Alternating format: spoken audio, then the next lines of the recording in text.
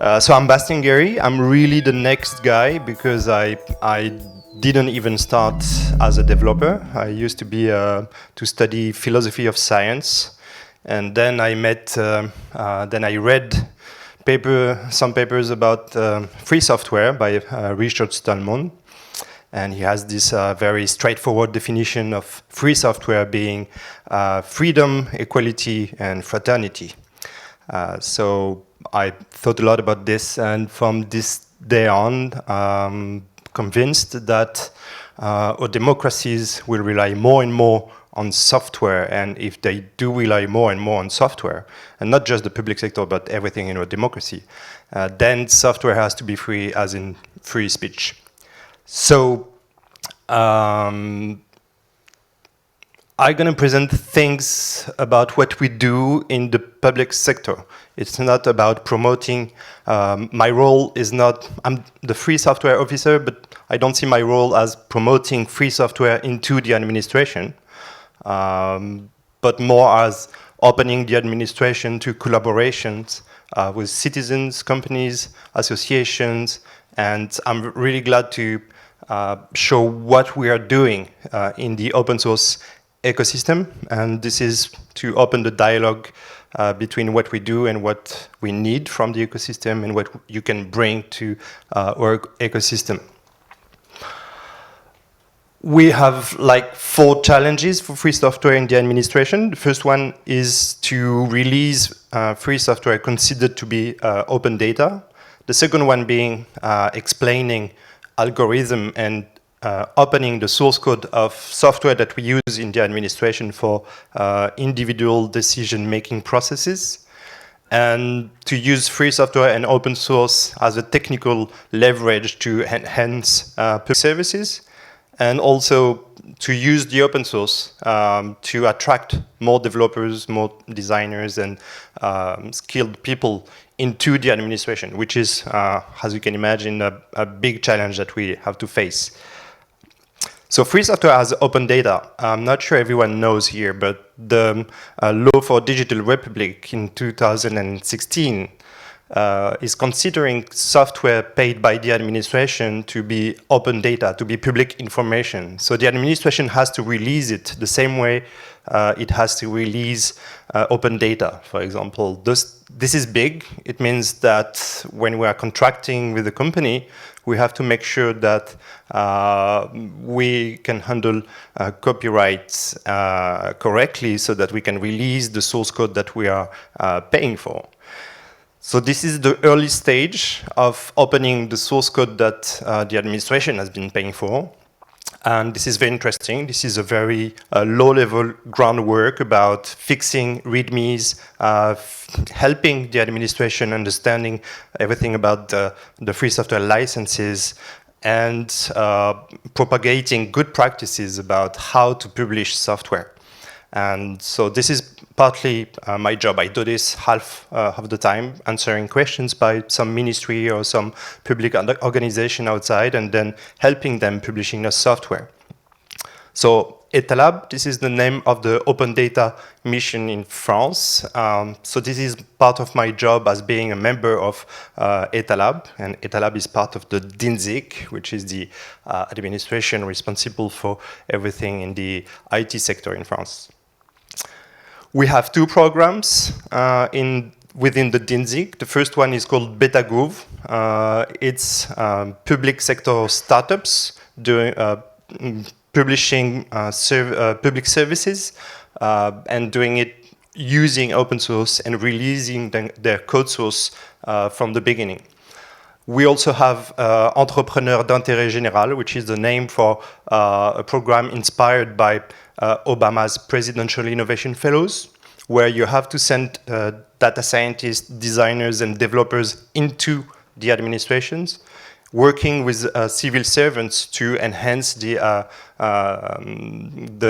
public services. So they have to take a very small problem they want to fix with code, and we help them hire the right skilled people for that. And both programs, BetaGouv and Public Interest Entrepreneurs, brings a lot of new source code that I'm going to show in a minute. The second topic that is sometimes confused with the first one. So on the open data side, the administration has to publish things because there are public information, and this is for transparency. This is not yet for collaboration, but it is for transparency. The other topic is about publishing algorithm.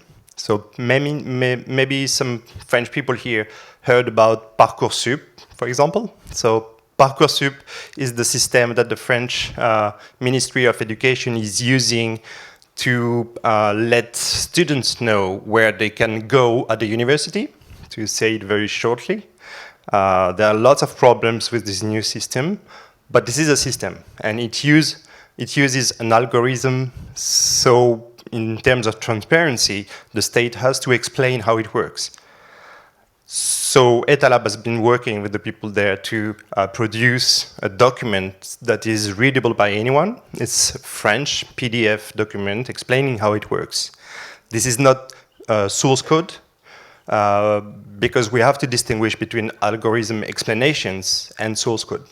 But for many decision-making processes, source code will be part of the publication and of the explanation.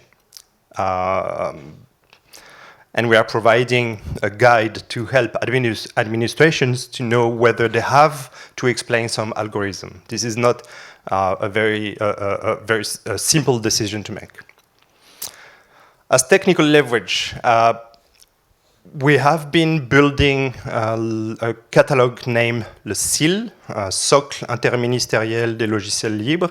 So it's a catalog of free software that is recommended by civil servants working in the central administration. So it's not a limited list of things that public administrations can use, but when they see a software, free software in the SIL, in this catalog, they know they can use it, and they know there is a central ministry and there is some skilled people in the central ministry that are using it effectively for a few years and that can help other administration to use it. Also, more recently, we started to look on GitHub to find public agencies, organizations. And we found quite a lot of them, and we've been harvesting all the repositories. And so now there are 2,000 repositories published by public agencies. So this is the very early stage, but we're going to provide a web interface where you can search for public repositories published by some public organization. So, and we do this not just to cover everything. We don't want to target exhaustivity as the first quality for this web page, but we want to provoke more mutualization between the administrations. So if the city of Paris is doing something with software that they develop, we want the city of Bordeaux to be able to find it more easily and to create more opportunities for collaboration. Because mutualization has to be pushed and encouraged. It just does not happen by chance. Last year, we published the open source contribution policy of the public sector. And one of the main message in this policy is that you, as a civil servant in the public administration, you don't have to ask for permission when you want to contribute to some outside software. Again, even for this is the early stage. So we need to let every ministry and every organization understand and use this policy more and more. And the tool for that is Blue Hats. So we started a new community called Blue Hats. I'm sure IBM will appreciate we started with this name because the blue is the color of the administration. So it's just the idea that as a developer, you may not know that there are other developers in another ministry working on the same free software than you are. For example, Kubernetes, maybe you are some ministry is using it, you are providing patches. So not only you are free to provide patches upstream, but you are also encouraged to wear a blue hat in a conference, in a Kubernetes conference, and then meet other civil servants out there. And we think this might be a way to attract more developers to consider ourselves being a community. So administration is a lot of boxes within boxes. We try to think and behave outside the box, even though that's an everyday challenge. So, moreover, we try to build collaboration at all the levels, not just the state central level and the ministries, but also the level of local public agencies trying to work with local association or local companies. And to encourage direct contribution from citizens. So, now I'm gonna show some figures and some screenshots that I'm gonna explain. I don't know how much time I've got left, okay, 10 minutes.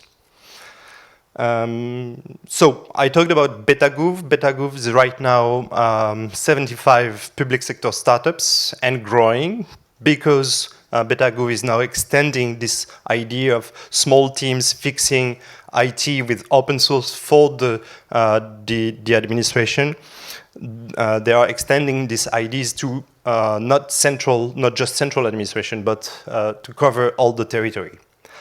We have 71 entrepreneurs d'intérêt général so far in 3 years. And those entrepreneurs are working on challenges by teams of 2 or 3 with a data scientist, developer, designer, small teams like that. And this program will continue next year. And we want also to reach not just central ministries, but also territories. The seal is right now 160 software, and there is a plan to opening the seal even more. I mean, for now, this is just a list, so you're reassured when you're a city that some ministry is using Firefox or some other software, but we need to make it much more useful. Like, who is using it really? And what for? Can you describe a use case in your own administration? What are the problems you have when you tell your agents that you're going to switch from this software to this other software? So we really want to take it from a static document to a dynamic website where we encourage mutualisation, not of resources, of code, but of knowledge that we have on these softwares. And so I already mentioned these 2,000 repositories. So this is the open data access for France, DataGouv. I'm sure, I hope you know already. If you don't go there and try to reuse some data and to build new startups from it, this is the idea behind that. And this has been free software from the beginning. Not just a free software, it's also commons, meaning that it's been reused by other ministries, at least 2 of them today, and other countries. Like Serbia, for example, is using it. So we're not just releasing the source code, but we are also trying to create a commons, so tackling the hard topics of governance and how to continue build a roadmap together and go on like that. At Etalab, we published a list of the free software that we are working on and sharing with the community, because sometimes you just work on something and you don't have the time to market it. So it's very cheap marketing. This is just a web page, but at least we have a link to point to when people ask, what are you doing? What are you developing? What, if I'm a citizen, I want to contribute to what the public sector is doing. Can I contribute to Etalab software? Yes, you can. This is here, and you get all the explanations. And we also try to be transparent on what we are using. As I said, the catalog of free software, of recommended free software, is just a static PDF right now, which is good, but we can go further and describe what we are using in details. So if some other organization see that we are using, for example, Matomo for statistics, then they might ask us, how do you use it? Is it really useful? How do you switch from proprietary solutions to this free software solution? As an example of collaboration, of kind of random collaboration, but successful collaboration, we recently published all the data about real estate exchanges, and it was just a web application, our shiny web application, and then some guy came and helped us. So, and this was just a very small collaboration between the developer at Etalab. Etalab is like 20 persons, right? So, and half of them are developers and just a very small team, but we then encourages small collaborations. And I cannot insist enough on how this is important to not miss small opportunities, which is not the mainstream idea in the administration, right? You have obligations and you don't always pay attention to every email. So we do that. We try to do that and to spread this kind of culture that we have in a successful open source project. I'm going to go very fast for the rest because I'm running out of time. This is the list of entrepreneurs d'intérêt général project with the source code here and some data that we publish. This is the list of this is where you find the source code of all the 75 startups. So if you want to contribute to one of the public service that is built at Dinsic, you can go there and find some team you want to interact with. This is an example of a public service. Another one, we just yesterday won an award by the European Commission on this one. This is OpenFisca, and I let you explore this. This is the list of organizations, public agencies, organizations that are on GitHub, and we also want to have the ones on GitLab and harvest all the repositories and to build this search engine. And we even were able to start some analysis on the number of commits by the public sector. This is the HTML version of the catalog, the free software catalog that you can refer to. This is the guide about public sector algorithm and the example of what it looks like for Parcoursup. So this is also an effort of transparency, and as a citizen you can give feedback on this, and we are going to reply to every email. Chap is the WhatsApp replacement for civil agents. So it made the news recently because a hacker found vulnerabilities quite quickly, and then we were able to react and then to find out that it was not really Chap, but some utilities in Python and so on. Blue Hats, this community, it does exist. These are real people. I can see some of them here. They don't have their blue hats, but I don't, so I cannot blame them. And just as a community, we continue to discuss with each other and to meet in hackathon. So this one is happening in October, and I encourage you to come. Go there to subscribe to the newsletter that we have on Blue Hats. Our next step is to build this search engine, and we are going to use something published by Etalab that is metadata for public sector source code. I would like to say a word about diversity because I don't see many women here and developers, so it's a shame. And I think this is something that the public sector can be better at than the industry, because we have rules on the recruiting, on hiring, and we are pushing this, at least at the Dinsic, very much. So these are websites that I give you to encourage this, encourage more diversity. I'm gonna finish very quickly. Yeah, I'm done. Now I can take a few questions, 1 or 2.